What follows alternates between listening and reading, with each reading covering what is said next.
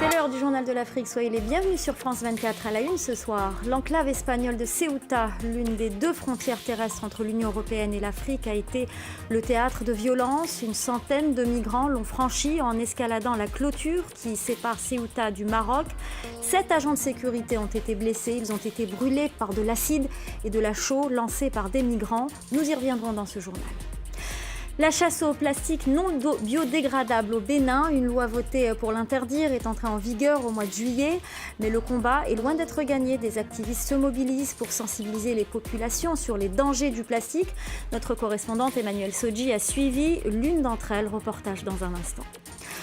Enfin, ces images d'animaux qui souffrent des fortes chaleurs. Ça se passe aux eaux de Gizeh en Égypte. Les employés font de leur mieux pour les rafraîchir. Mais le site reste très critiqué. Les détails à la fin de ce journal. Les 6 mètres de la clôture qui sépare l'enclave espagnole de Ceuta du Maroc ne les ont pas découragés.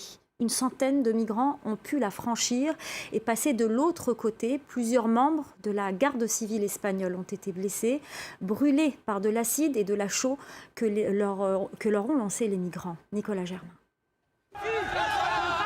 Ils sont ivres de joie. Ces migrants africains viennent d'entrer en Europe. Certains arborent même le drapeau de l'UE. Une centaine a réussi à passer sur les 300 qui ont tenté d'escalader la clôture qui sépare le Maroc de l'enclave espagnole de Ceuta. La clôture fait 6 mètres de haut et elle est hérissée de barbelés. Tout simplement, je remercie ma maman. Oui, c'est ça. Bonne chance à tous les amis qui sont derrière. Bonne chance mes amis. D'après les autorités espagnoles, les migrants ont blessé 7 membres de la garde civile et leur ont jeté des récipients remplis d'excréments, de sang et d'acide. Ici, ils arrivent au centre de migrants où ils sont salués par ceux qui s'y trouvent déjà. Depuis le début de l'année, plus de 3000 migrants sont entrés dans les deux enclaves selon l'Organisation internationale pour les migrations. De tels passages en force sont récurrents dans les deux enclaves espagnoles de Ceuta et Melilla, les seules frontières terrestres de l'Union européenne avec l'Afrique. Elles font respectivement 19 et 12 km² et comptent moins de 100 000 habitants chacune. L'Espagne les contrôle depuis les 16e et 15e siècles, mais le Maroc les revendique depuis son indépendance en 1956. Et puis sachez que la crise des migrants en Méditerranée se poursuit. 2 corps ont été repêchés près des côtes maltaises alors que 68 personnes ont été sauvées de la noyade dans la même zone. Par ailleurs, 177 personnes secourues par un navire des gardes-côtes italiens attendent toujours d'être fixées sur leur sort. Direction le Congo-Brazzaville avec la toute première apparition du pasteur Ntoumi depuis la signature des accords qui ont mis fin à la guerre du Poul en décembre 2017. L'ancien chef rebelle qui a rencontré dans son fief la commission qui supervise l'opération de ramassage d'armes a lancé un appel aux autorités. Il demande au gouvernement de lui apporter un soutien. Écoutez-le au micro de nos confrères d'RFI. On peut remettre une arme, mais la situation qui a provoqué que un tel prenne une arme, si on ne l'a pas réglé, finalement c'est comme si ce qu'on a fait, on était comme des animaux seulement qui se sont battus. Moi j'ai soumis un cahier de charge et j'ai besoin des réponses pour qu'on me réponde sur ce que j'ai soumis. J'avais dit, je viendrai à Mayama pour lancer le désarmement. Mais donnez-moi les moyens. Au Zimbabwe, l'opposition tente le tout pour le tout. Ce mercredi, le MDC, le Mouvement pour le changement démocratique, a requis devant la Cour constitutionnelle l'annulation de l'élection du président sortant Emmerson Mnangagwa. Son leader, Nelson Chamisa, dénonce des fraudes et revendique la victoire. Ses avocats l'ont représenté à la Cour constitutionnelle pour faire part de ces irrégularités supposées.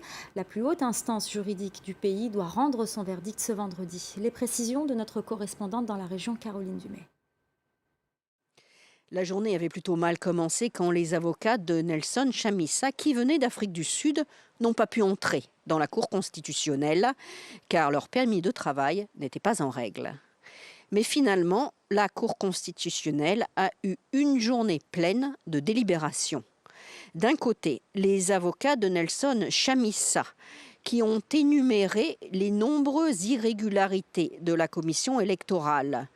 Des bureaux de vote qui ont compté double, aux erreurs de calcul, en passant par des bizarreries comme ces 16 bureaux de vote dont les résultats à la voix près sont exactement les mêmes pour tous les candidats. C'est comme si, a expliqué Tabani Mbofu, un enfant avait joué avec les chiffres. Mais l'éloquence d'un avocat pèse peu devant le manque de preuves, a rétorqué dans l'après-midi la partie adverse. Pour les avocats d'Emerson Mnangagwa donné gagnant à cette présidentielle, le gros problème, c'est que l'opposition a beaucoup d'allégations, elle a beaucoup de suspicions, mais elle apporte très peu de preuves. Le débat était filmé par la télévision nationale. Il a été retransmis sur bon nombre de réseaux sociaux. Et des millions de Zimbabwéens, de Dubaï à Johannesburg, en passant par Harare ou Bulawayo, ont suivi avec anxiété, car dans 48 heures, le sort de cette élection sera scellé. En Ouganda, alors que les réseaux sociaux se mobilisent pour la libération de Bobi Wine, chanteur et député de l'opposition, des centaines de personnes ont assisté à une messe pour la pop star. En prison depuis une semaine, Bobi Wine doit comparaître le 23 août pour possession illégale d'armes à feu. Son épouse, qui a pris la parole lors de cette messe, a affirmé que l'état de santé de son mari nécessitait une hospitalisation. La fête de la Tabaski au Sénégal, c'est ce mercredi. Elle a été marquée, entre autres, par le message de Karim Wade, l'opposant et fils de l'ancien président en exil au Qatar.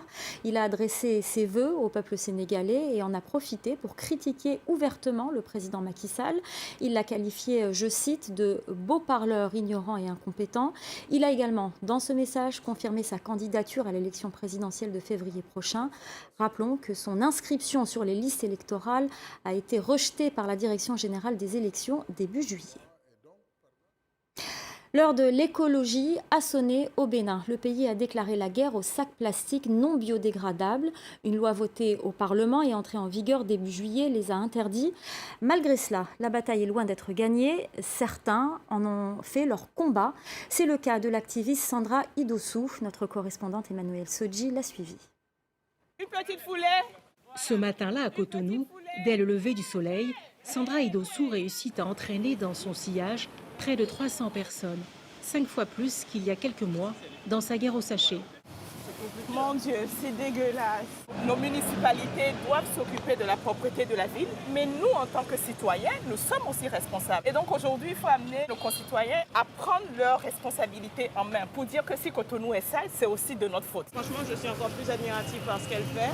C'est la première fois que je participe à l'éco-running. Ça nous sensibilise, nous, en plus, parce que c'est une chose de l'entendre et c'est une autre chose de le faire, de le voir et de voir la quantité de plastique enterré et à déterrer dans les rues de Cotonou. Au point d'arriver, après 1h30 de ramassage, ce sont plus de 800 kilos de déchets plastiques qui sont collectés. Si on était plus nombreux, on aurait ramassé encore plus. Nos villes sont infectées de sachets plastiques. Depuis plusieurs mois, Sandra Idossou et son équipe de volontaires sensibilisent les populations contre les dangers des sacs plastiques. Leur priorité, les quartiers où l'état des lieux est critique, comme ici, dans cette commune frontière avec le Nigeria. Ici, les déchets empêchent l'évacuation des eaux. On a commencé ça il y a 10 mois, 11 mois. On se dit, bon, on ne va pas baisser les bras, donc nous cotisons pour le faire. Mais ce que je veux dire, c'est que nous ne pouvons pas toucher beaucoup de gens parce qu'on n'a pas les gros moyens. Nous ne sommes pas l'État et nous avons besoin de l'État. Je veux dire, c'est quand même leur responsabilité. En raison du manque d'appui financier, la militante privilégie ceux qui adoptent facilement des nouveaux gestes pour la survie de la planète. Rien ne peut changer sans l'implication des enfants. Bravo, ok.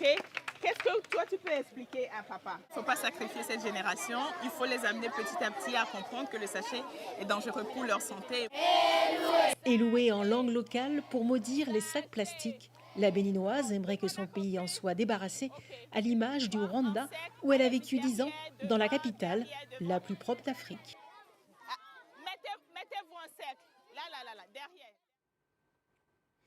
Il n'y a pas que les hommes qui souffrent des fortes chaleurs. Il y a aussi les animaux et c'est le cas en Égypte où les températures peuvent grimper au-delà des 40 degrés en période estivale. Aux eaux de Gizeh, le personnel fait ce qu'il peut pour rafraîchir les bêtes. Mais leurs efforts sont parfois vains en raison de la vétusté du site. Célia Caracena nous en dit plus. Cet ours brun cherche un peu de fraîcheur dans cette oasis installée dans son enclos. Son voisin, lui, se délecte de pastèques congelées. Le personnel du zoo de Gizeh tente de soulager les animaux de la chaleur en cette période caniculaire. Le zoo est équipé de ventilateurs. Il y a aussi des étangs et des blocs de glace. L'endroit où les ours dorment est climatisé. Si les températures deviennent extrêmes, l'ours peut se balader à l'intérieur et à l'extérieur autant qu'il le souhaite. Le zoo de Gizeh n'en reste pas moins critiqué pour les espaces sombres et exigus réservés aux animaux. Certains ressemblent plus à des cages qu'à des enclos. Le site a ouvert au 19e siècle et avait alors pour but d'exposer la faune et la flore d'Afrique subsaharienne. 200 ans après, les installations sont toujours vétustes. Les animaux ne peuvent pas parler et nous dire leurs souffrances. Il faut absolument leur venir en aide. Nous, les êtres humains, nous devons être compatissants avec les animaux. Plus de 6000 animaux vivent dans ce zoo, le plus ancien du continent africain. Quelques progrès ont été observés ces dernières années, mais d'après de nombreux visiteurs, c'est loin d'être suffisant, notamment en matière d'hygiène. Des associations tirent la sonnette d'alarme et réclament plus de mesures pour le bien-être animal. Voilà, c'est la fin du journal de l'Afrique. Restez avec nous, l'info continue sur France 24.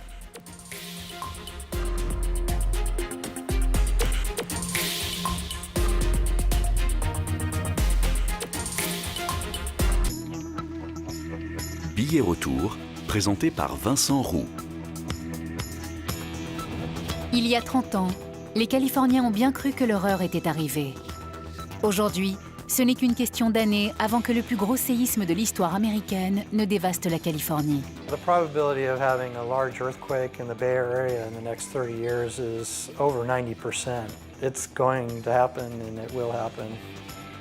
Dans l'attente du Big One, comment se prépare la région qui abrite Hollywood et la Silicon Valley? Les Californiens ont-ils tiré les leçons du séisme de 1989? Billet retour, à regarder sur France 24 et France24.com.